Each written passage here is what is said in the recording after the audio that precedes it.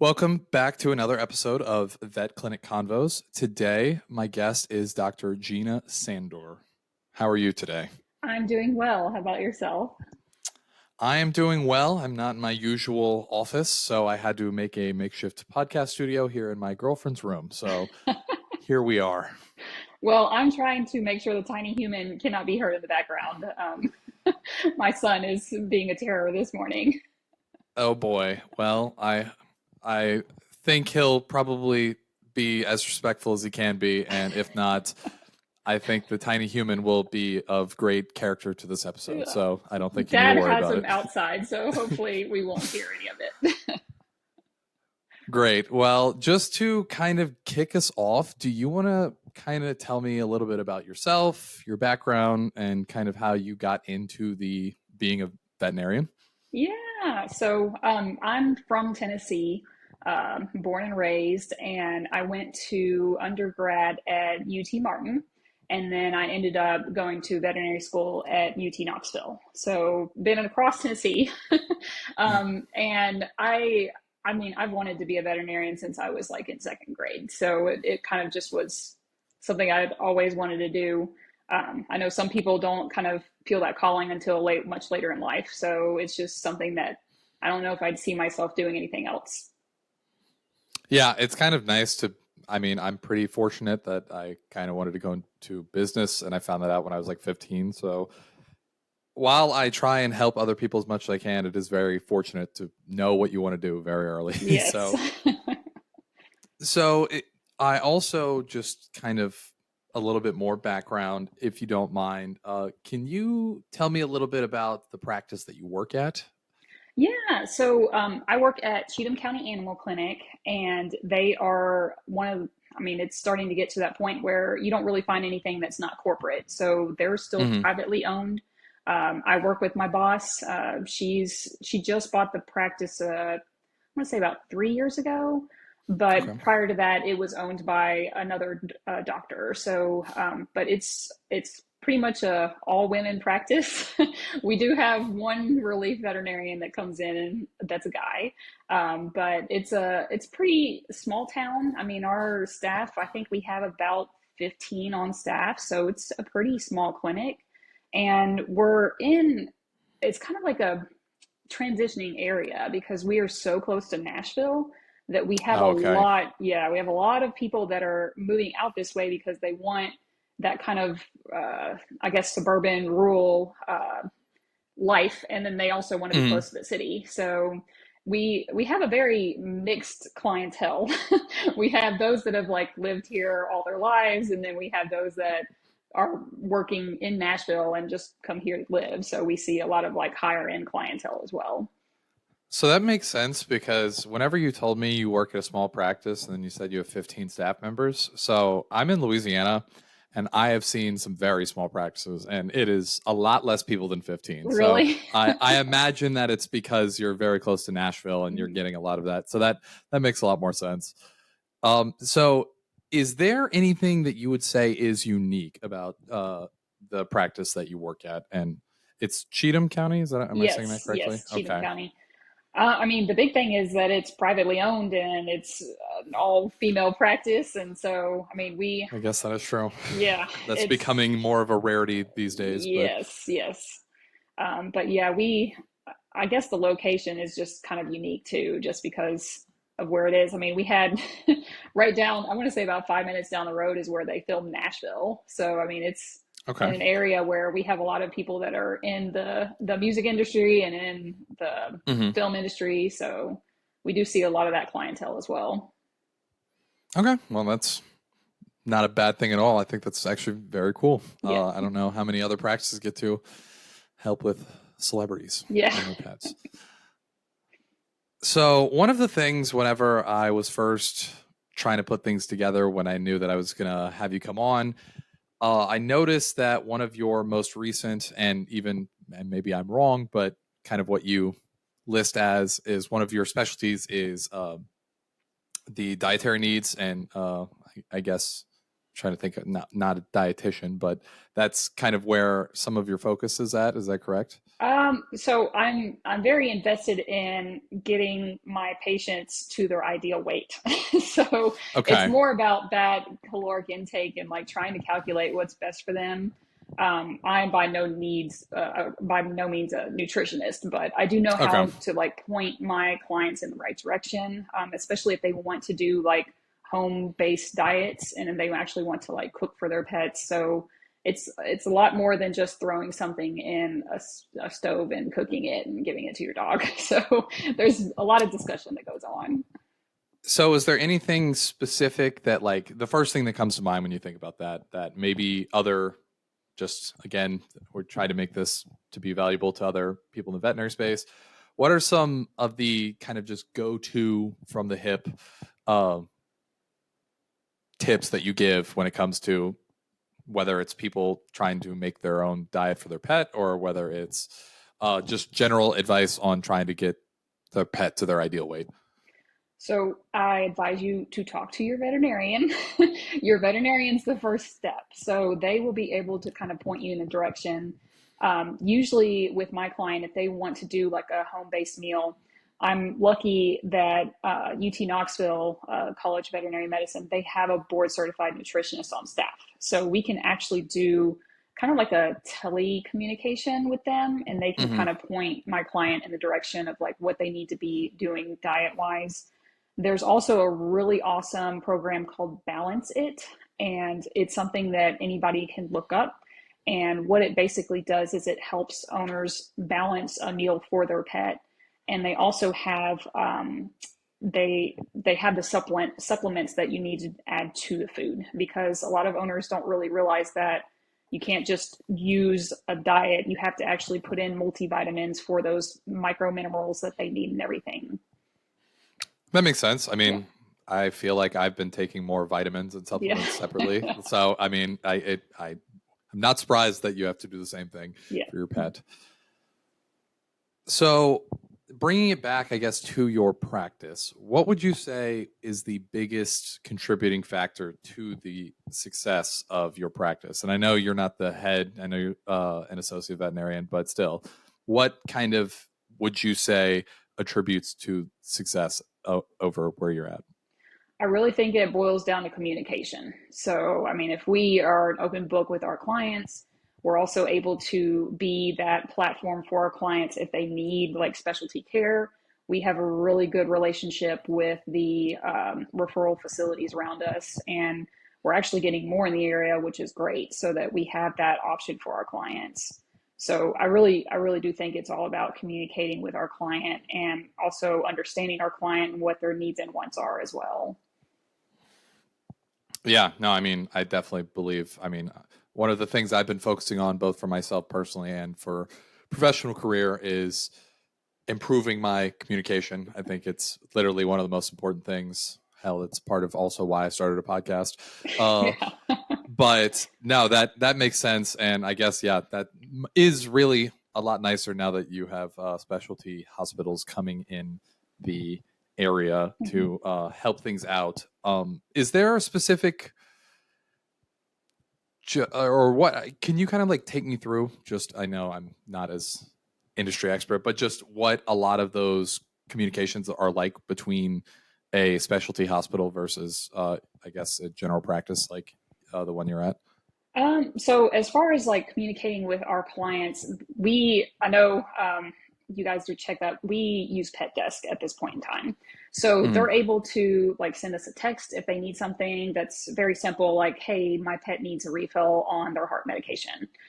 So we're able to communicate through the web. I mean, if they want to shoot us an email or if they want to use Pet Desk, we do set aside at least 30 minutes every day for me to be able to actually personally contact and follow up with my clients on like difficult cases, or if I need to refer a patient to one of our referral facilities, I'm able to do that as well. And I mean, I still pick up the phone if I need to refer somebody because I want that referral facility to actually hear it coming from my mouth. But I do Mhm. also, they have like an online platform too that I'm able to refer through. So I mean, between seeing them in person, between the Pet Desk app, and between actually talking to them on the telephone, we've got multiple ways that they can communicate with us. Yeah, no, I mean, that's obviously utilizing technology is huge. And that's something obviously we over here at Checkup try and do. Uh, that actually leads me to kind of, and it doesn't even have to be specific to this aspect of the client's communication, but uh, just based on a lot of conversations I've had as an outsider kind of coming in, one of the biggest issues I've seen is that a lot of people in the veterinary space end up getting burnt out as and a big part of that is from just kind of poor resource management. It's not necessarily that they're overloaded, which while that is the case, but I feel like a lot of what I've seen is there could be better ways of doing stuff, and they just are, whether it's, I mean, it might be different. You are fairly young, so you probably came in and just like, no, I'm not uh doing it that way. But is there something that you have done, or whether it's recently or that you just have found that you use to make your day-to-day life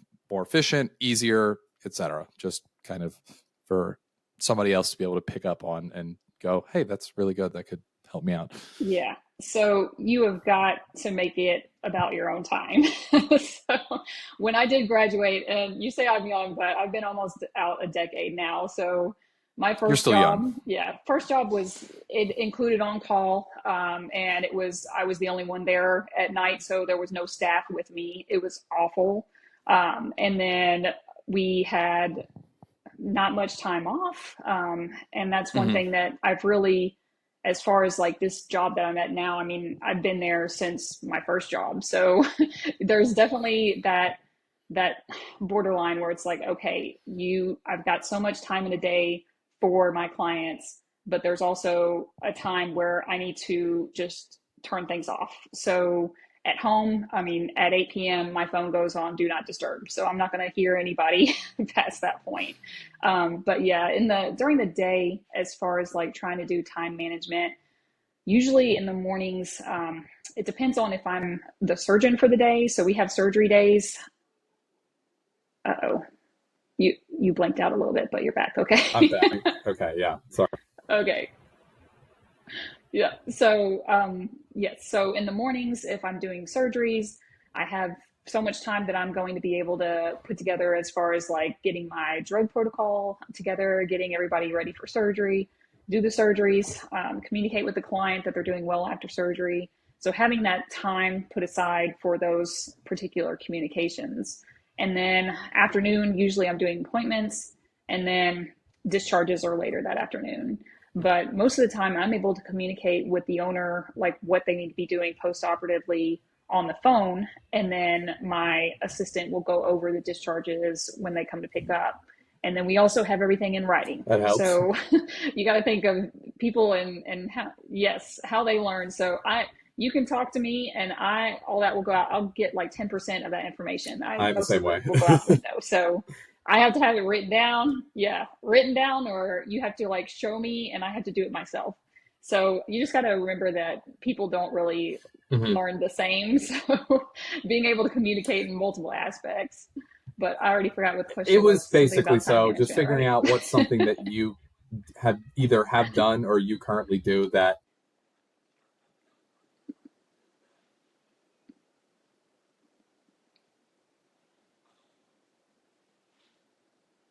it just you're maximizing the day, basically, whether it's Yeah. through certain tools, whether it's through the way you do things. Like you just mentioned, not everybody learns the same and not everybody retains info the same way.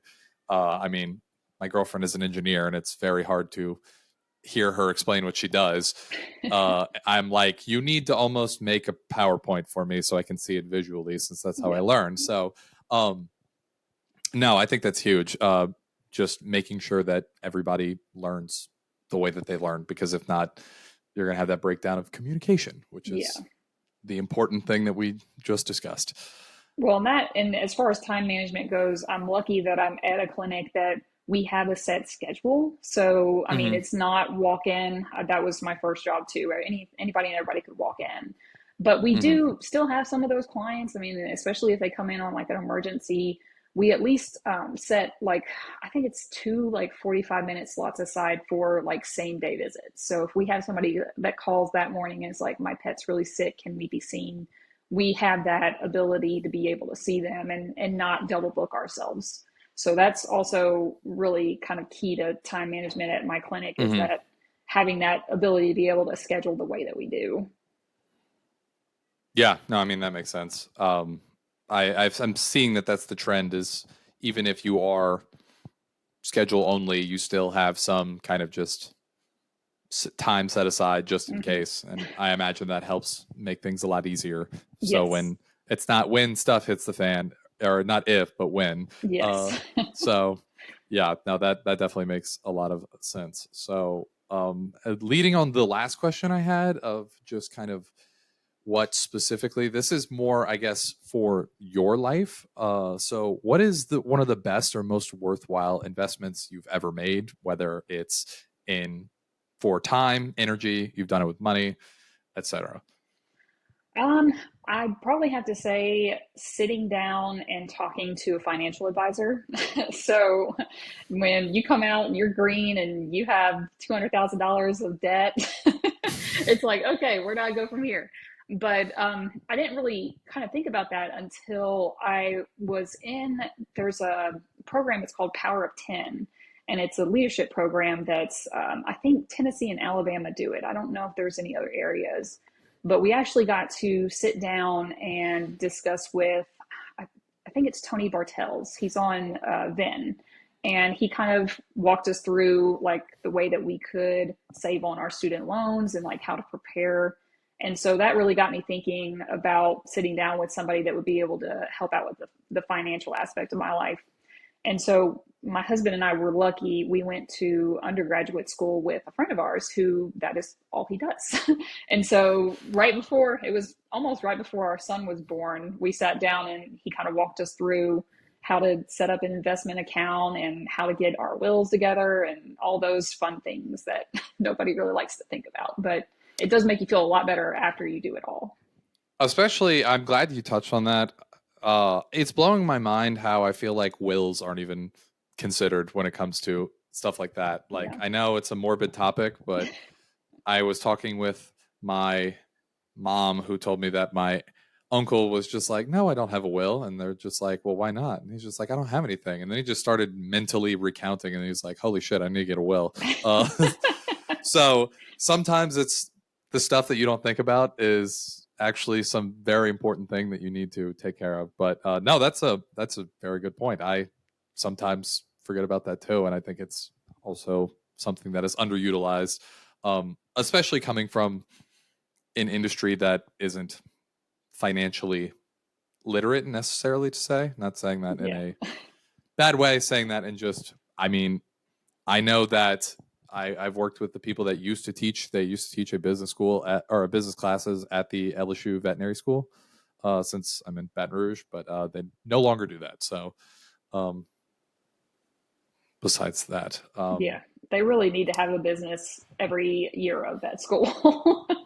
I mean, I think it's the same. I don't even think it needs just for this industry. I mean, I've said this for like everything. I mean, you sell in every, no matter what career you're in. I think you should take like a personal sales course, because you're going to have to sell yourself, whether it's for another job or whether it's if you're buying a car. I mean, it helps with that.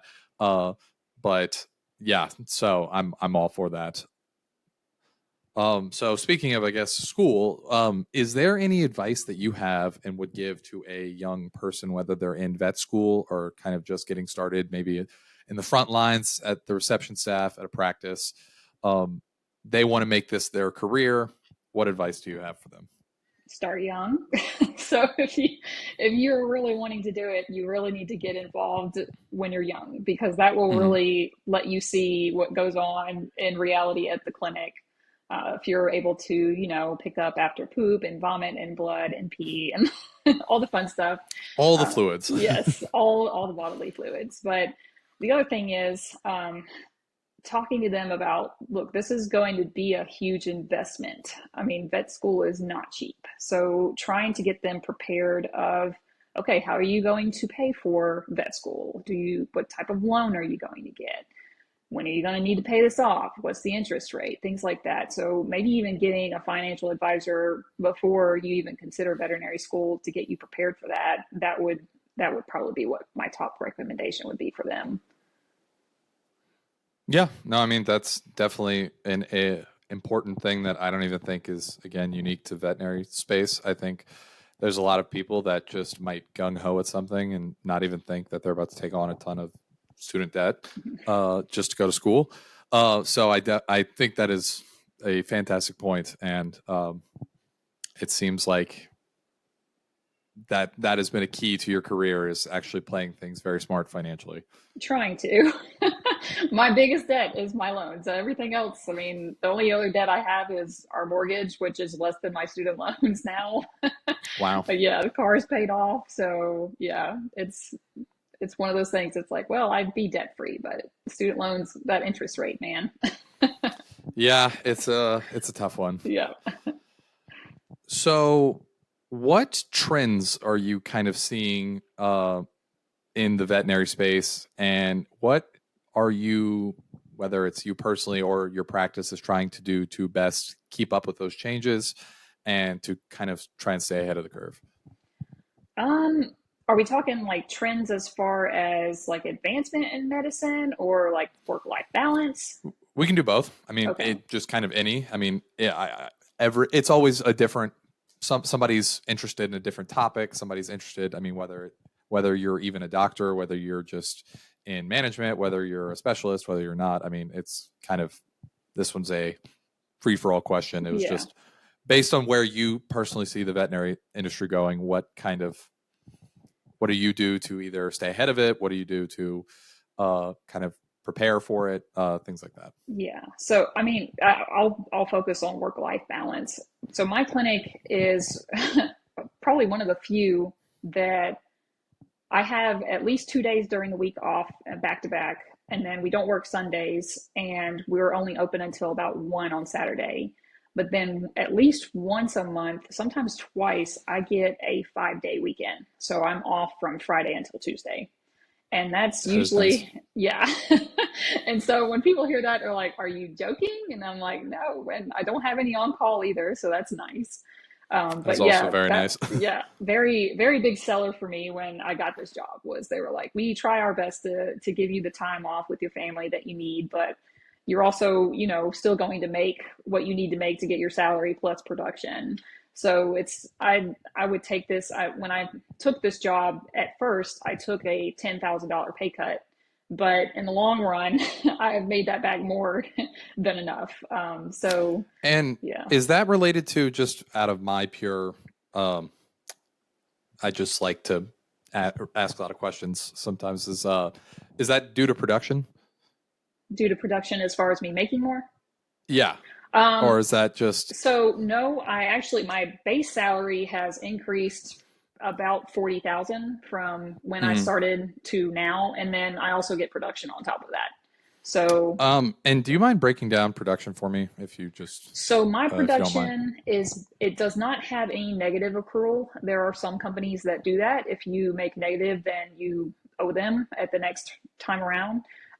So ours is based off of it's every 3 months. So I basically add up what I've made the clinic and multiply that by 22 because I get 22% of that. And so I base what I've made in my salary, and if there's any additional after that, that's what I get. Okay. Yeah, Yeah, no, that makes sense. I just kind of wanted to hear how yeah, you explained it. yeah. It's Uh, kind of I guess, a weird play on pro sal. I know a lot of clinics that do pro salary, so kind of like that, but okay. I think better. No, that makes sense. Yeah, it sounds pretty nice. Yeah. Uh, so how has a failure or an apparent failure set you up for later success in your career? Just So thus far. yeah.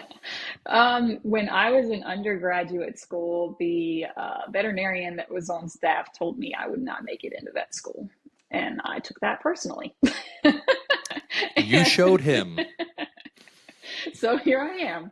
But yes, I was just very distraught that he just looked at me and was like, "I don't think you're a good candidate," and I just went and got myself another advisor and went from there. So don't Sometimes always, that's all it takes. yeah. Especially when you've got an attitude like mine and somebody tells you you can't do something. Well, I think that's the best attitude is when somebody says no, that's the best way to prove them wrong. Is to Yeah, just do it. but unfortunately, I'm kind of seeing that in my son already, so it's going to be challenging with him. No, you Oh can't do yeah, I that. Watch guess me. okay, that's true. Never mind. I'm starting to hear flashbacks of from my mother telling me Yeah. that I did exactly that. So in the past 5 years, what is a new kind of belief, behavior, or habit that you have taken into your life and you have just used it to improve your current life, I guess? Um, Saying my time is my time. So when I'm at home, if somebody's trying to ask me a veterinary question, I just don't answer them. So Mhm. unless it's a very dear friend and they have a legitimate emergency. But yeah, I started, I want to say in the last year is when yeah, it was right before my son was born. Started putting the phone on do not disturb. I was like, I've got to do it. I've got to be able to get my rest that I need in order to function appropriately. So just trying, I mean, it sounds, you may feel, I don't know, you may feel like you're letting some people down, but in the long run, you need that. You need to be able to back away from some situations and give yourself that personal time. No, I completely agree. I think even though Apple has put out some cool stuff, I think Do Not Disturb is literally the greatest feature they've ever come out with. I have it pretty much anytime I am working, and I just have it set for certain people who might actually call me for emergencies. So no, I use it all the time, and I think it is amazing. Yeah. So is there something that is kind of standard practice in, and I say veterinary medicine, this doesn't have to necessarily be a medical question. But is there something standard practice that you kind of wish was different, mostly because whether there's better alternatives or there's just a pure different way that you could go about something? Um, yeah. Well, I kind of looked into that question, but to me, and it's for the veterinarians that are coming out of veterinary school because they are going to be, most of them are probably going to be going corporate.